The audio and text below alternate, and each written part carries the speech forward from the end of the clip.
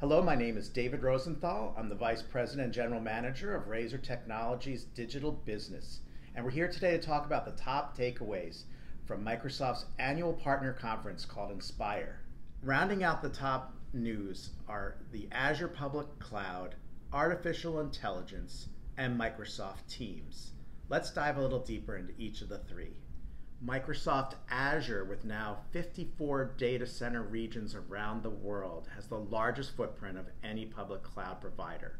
It is intelligent, scalable, and open.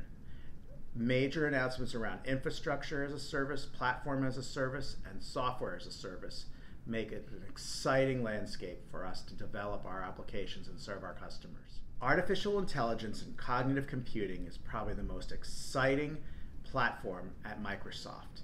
This includes the ability to do Internet of Things.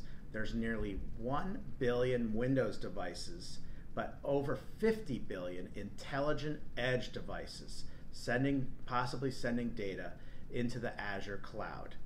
We're working on exciting developments with video, voice, translation, image recognition, and much, much more.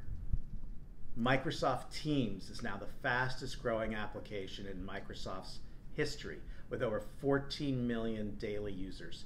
It is truly a hub for teamwork, and Microsoft showcased new and exciting devices such as the Surface Hub and new features such as chat moderations, announcements, and much more. With Azure, Razor is very excited to participate in the latest Lighthouse capabilities that allows us to manage and scale all of our customers' implementations. We're also participating in an exciting new migration program, moving applications and infrastructure to the cloud.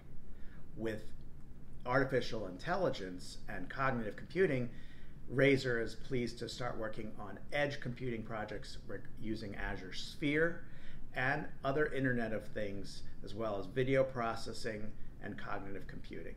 Razor Technology is excited to help our customers deploy and adopt, as well as secure their Teams deployments. And new Teams trial capabilities, as well as security and compliance capabilities, are rolling out now.